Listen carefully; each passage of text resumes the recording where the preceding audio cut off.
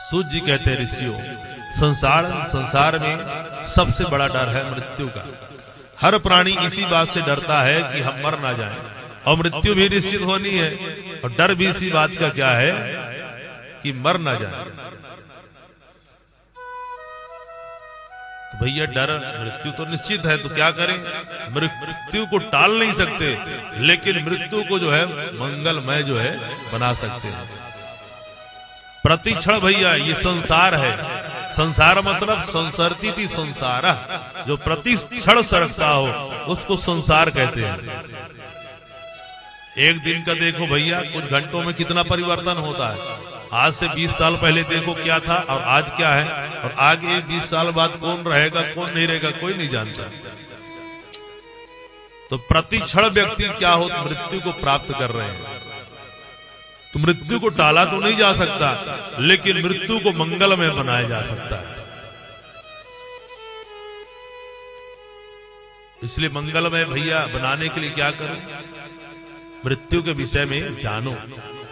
जब मृत्यु के विषय में जानेंगे तो डर हमेशा हमेशा के लिए जो है भाग जाएगा। जैसे पुलिस वाला होता है, पुलिस वाले से पहले डर लगता है भैया, कोई पुलिस वाला आ जाए खाकी वर्दी में, अभी देख के सब डर जाएंगे, अरे भैया कहां से आ गया।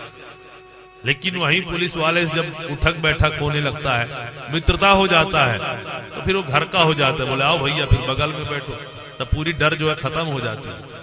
ऐसे मृत्यु से तब तक डर लगता है जब मृत्यु के विषय में हम जानते नहीं हैं। जब मृत्यु के विषय में जान जाते हैं, मृत्यु जो है मंगल महोत्सव बन जाता है। तो जब राजा परीक्षित को साप लगा कि 7 दिन में तक्षक सर्प के काटने से तुम्हारी मृत्यु हो जाएगी, तो राजा परीक्षित ने जो है बिल्कुल 7 दिन मन को एकाग्र करके कथा सुनी। 7 दिन की कथा सुनने में उसके हृदय से मृत्यु का भय हमेशा हमेशा के लिए भाग जाता है। कहे उठे सिद्धियोस्मि अनुगृहीतोस्मि। ऐसे ही आप यदि 7 दिन तक बैठकर बड़े प्रेम से भागवत सुधा सरिता का रसस्वादन करेंगे, तो आपके हृदय से भी मृत्यु का भय हमेशा हमेशा के लिए जो है चला जाएगा। इसमें कोई संशय नहीं है। इसकी कितनी महिमा गाएं कि भागवत की महिमा क्या है।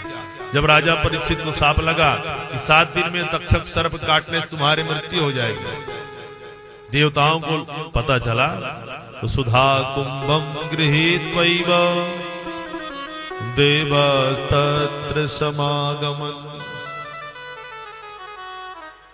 जब देवताओं को पता चला तो सुधा कुंभम, कथा के लिए भाई जब कथा सुनने हम जाते हैं तो खाली स्थान नहीं जाना चाहिए, खाली हाथ, कुछ न कुछ हृदय पाड़िर न पश्येत, खाली हाथ जो है नहीं जाना चाहिए। राजा के यहाँ जाइए, मित्र के यहाँ जाइए, मंदिर में जाइए, भागवत कथा इत्यादि में जाइए, खाली हाथ जो है नहीं जाना चाहिए, कुछ न कुछ लेकर जाना चाहिए। तो देवताओं ने भी सोचा भैया कि परीक्षित को कथा सुना रहे हैं, और ऐसे नहीं कि कोई भी कुछ भी वस्तु लेकर चला गया, जो दिव्यतम वस्तु है उसको लेकर जाना चाहिए। देवताओं ने विचार किया कि हमारे पास दिव्यतम वस्तु क्या है। सोचिए हमारे पास दिव्यतम वस्तु क्या? अमृत। अमृत लेकर के जो है जाना चाहिए। तो अमृत लेकर के सभी देवता जाते हैं शिवदेव जी के पास और बोले महाराज एक निवेदन है। बोलिए अमृत हमने रख दिया है, परीक्षित को साप लगा है, ऐसा करिए अमृत इनको पिला दीजिए और कथा अमृत हमको जो है पिला दीजिए। सुखदेव जी को जब सुने तो आश्चर्य हुआ कि भैया अमृत को कोई साधारण वस्तु नहीं है, असाधारण वस्तु है। जब समुद्र मंथन हुआ तो 14 रत्नों में प्राप्त सबसे दिव्य रत्न क्या था? अमृत। और ये न हमने बुलाया न पुकारा, और देवता तो ऐसे भैया बड़े बड़े मंत्र पढ़ते रहो, आते नहीं है, लेकिन बिना बुलाया आ गए। और क्या कहते हैं? प्रपस्यामो वयम सर्वे श्रीमद् भागवतामृतम। अदला बदली कर लीजिए। अब श्रोता कौन है भैया? कथा कौन सुन रहे? सुखदेव। सुखदेव कौन है? विष्णुराज, उनका एक नाम है विष्णुराज, अर्थात विष्णुनार आता दत्ता, भगवान विष्णु का दिया हुआ।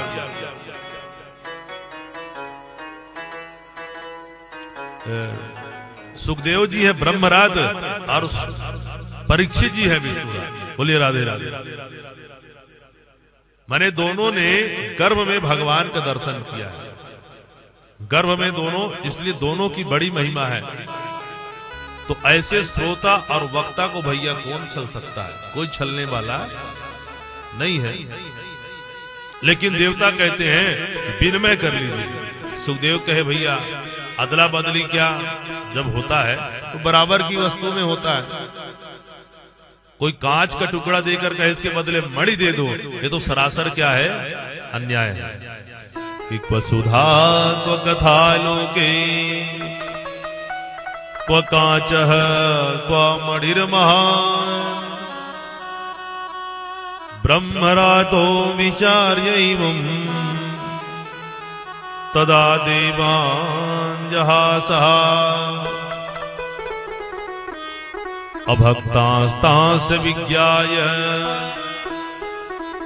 न ददौ स कथामृतम् श्रीमद्भागवती वार्ता सुराणामपि दुर्लभा। अभक्तास्तांस विज्ञाय न ददौ स कथामृतम्। सुखदेव जी को लगा कि ये कथा के अधिकारी जो है नहीं है, इसलिए देवताओं को डांट फटकार के भगा दिया, भगो यहां से, अदला बदली करने आए हो कि ठगने आए हो। समझ में आ रही है? अब तुलना करते हैं कि सुधा अमृत और कथा अमृत। सुधा अमृत कौन? जिसको पीने से अमर हो जाते हैं उसको क्या कहते हैं? सुधा अमृत। और ये कथा अमृत जो रस धारा बह रही है, दोनों में श्रेष्ठ कौन है? तो सुधा अमृत का प्राप्त होता है भैया। सुधा अमृत प्राप्त करने के लिए कोई जीवन भर पुण्य करे, अच्छे अच्छे काम करे, यज्ञ करे, पुण्य करे, दान करे। इसके बाद जब उसकी मृत्यु होती है स्वर्ग लोक में जाता है, तो स्वर्ग लोक में उसको थोड़ा सा सुधा अमृत जो है पिला दिया जाता है। माने इसको कोई पुण्य आत्मा ही पी सकता है, सुधा अमृत को, जो समुद्र मंथन से निकला। लेकिन ये कथा अमृत को भैया कोई कैसा भी हो, पुण्यात्मा हो, पापात्मा हो, दुष्टात्मा हो, कैसे भी आत्मा हो, कथा पंडाल में आए और आकर बैठकर बड़ी श्रद्धा से कथा सुन सकता है। तो पहली दृष्टि से कौन सा अमृत श्रेष्ठ है? कथा अमृत श्रेष्ठ है। माने कोई सुन सकता है इसको, अभेदवादी है। लेकिन वो अमृत जो है सुधा अमृत भेदवादी है, उसको पापी व्यक्ति जो है ग्रहण नहीं कर सकते हैं, पुण्यात्मा को ही मिलेगा। बोलिए राधे राधे। के पुण्य नष्ट होते जाते हैं तो छिड़े पुण्य मृत्यु लोकम, बाजा उनका खुलते जाता है। इसलिए दूसरे दृष्टि से भी कौन सा अमृत श्रेष्ठ है? कथा अमृत श्रेष्ठ है। तीसरे दृष्टि से देखें तो सुधा अमृत भैया अल्प है, एक मटका तो निकला था, थोड़ा है। लेकिन हरि अनंत, हरि कथा अनंत। भगवान की कथा क्या है? अनंत है, कभी खत्म होने वाली नहीं है। कितनों सुनते जाओ भैया। इसलिए हर दृष्टि से देखा जाए तो कौन सा अमृत श्रेष्ठ है? भागवत अमृत। हरि अनंत, हरि कथा अनंता। भगवान की कथा क्या है? अनंत है। और ये अमृत जो है सुधा अमृत अल्प है, इससे कंजूसी से काम चलाते हैं। एक बार 3 कंजूस एक से बढ़कर बाजार गए। आज बाजार के दिन है ना, देखिए बाजार का ही दिन है। बाजार गए तो चलो भैया घी खरीदते हैं। कभी कुछ खरीदा नहीं, जीवन में पहली बार बाजार गए। बोले चलो घी खरीदते हैं। घी खरीदे, एक एक पाव घी खरीद के ले आए। और घी खरीदने के बाद बोले चलो भैया बड़े प्रेम से खाएंगे। बोले इतना ही? बोले हाँ इतना ही खरीदेंगे, अब कुछ नहीं लेंगे। और एक एक पाव घी को खाते रहे। कितने दिन खाते रहे? 6 महीने तक खाते रहे तीनों। 6 महीने के बाद बोले कहो भैया क्या समाचार है? बोले हमारा तो आनंद है, अरे बोले हम तुम्हारा हाल नहीं पूछ रहे, तुम्हारे घी का समाचार बताओ। बोले हमारा घी तो भैया चल रहा है। बोले कैसे चलाते हो? बोले हमारे घर में जब रोटी का बंडल बन के तैयार होता है, एक ऊपर वाली रोटी में घी लगा देते हैं और एक नीचे वाले में, और मान लेते हैं पूरी रोटी में घी जो है लग गया। इस प्रकार से हमारा घी तो अभी चल रहा है। दूसरे ने कहा भाई इतना बड़ा खर्चा? बोले तुम क्या करते हो? बोले हम क्या करते हैं, जब हमारे घर का रोटी का बंडल बन के तैयार होता है, हमने एक सलाई बनाई है, सलाई का घी में डुबोया, फिर उसको चुभो दिया, किससे? रोटी में एक साथ पूरे रोटी में घी लग जाता है, हमारा घी तो भैया भी चल रहा है। तीसरे ने कहा भैया इतना बड़ा खर्चा? बोले तुम क्या करते हो? बोले हम क्या करते हैं, जब भोजन की थाली हमारे सामने आती है, हम जैसे भोग लगाते हैं ना, जल घुमाना पड़ता है। देखो हम कितने बड़े आदमी हैं, हम जल को नहीं घुमाते, हम घी को ही घुमा देते हैं, घी की शीशी को ही घुमा देते हैं, और जब पाने बैठते हैं ढक्कन खोल देते हैं, इतनी खुशबू आती है और प्रसाद भी पा जाते हैं, तो हमारा घी तो भैया जस का तस रखा हुआ है। बोलिए राधे राधे। तो यदि देखा जाए तो कहते हर दृष्टि से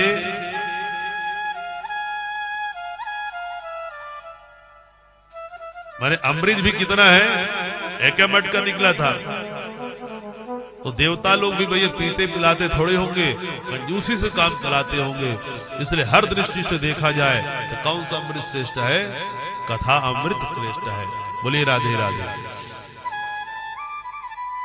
सभी देवता लोग दौड़ते दौड़ते जब सुखदेव जी ने डांट फटकार के भगा दिया, ब्रह्मा जी की शरण में गए, ब्रह्मा जी से जाकर के निवेदन किया, अरे बाबा ब्रह्मा जी देखिए सुखदेव जी की बुद्धि खराब हो गई है।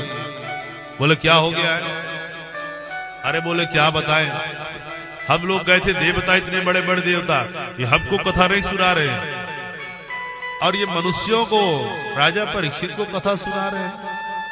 बोले ऐसा करो भैया 7 दिन तक देखो कि कथा सुनने में क्या होता है, उसके बाद देखेंगे। और 7 दिन तक देखे सभी देवता मिलकर के कि परीक्षित जी ने जब 7 दिन तक कथा सुनी, और कथा सुनकर के जब मुक्ति को प्राप्त हुई, 7 दिन की कथा सुनिए मुक्ति को प्राप्त हो गए, तो सबको आश्चर्य हो जाता है। विराग्यो मोक्षम तथा वीक्षा पुराधाता विस्मितः सत्यलोके तुलां बद्ध्वा तोलयत साधनान्यजः। 7 दिन तक जब देखे कथा सुनने के बाद परीक्षित मुक्ति को प्राप्त हुए, आश्चर्य हुआ। ब्रह्मा जी ने एक तत्व लोक से तराजू मंगाया, एक तराजू मंगा करके एक पलड़े पर पूरे धर्म ग्रंथ रख दिए, एक पलड़े पर क्या रखा? भागवत। तो भागवत का पलड़ा क्या हो गया? नीचे हो गया। जो भारी रहता हो क्या होता है? नीचे हो जाता है। कि लघुन्यानि जातानि गौरवेण इदं महत तदा ऋषिगणा सर्वे विस्मयं परमं ययुः। भागवत का पढ़ना एकदम क्या हो जाता है? नीचे हो गया। सभी ऋषि मुनियों ने मिलकर के वहां घोषणा कर दी कि मेरे रे भगवत रूपम शास्त्रम भागवतम कलौ पटना श्रवणा सद्यो वैकुंठ फलदायका। इस संसार में श्रीमद् भागवत महापुराण से बड़ा कोई ग्रंथ है ही नहीं। बोलो श्रीमद् भागवत महापुराण की जय हो, अनंत कंद भगवान की जय हो। इसलिए भैया साक्षात भगवान कृष्ण ही आकर के भागवत में विराजमान है।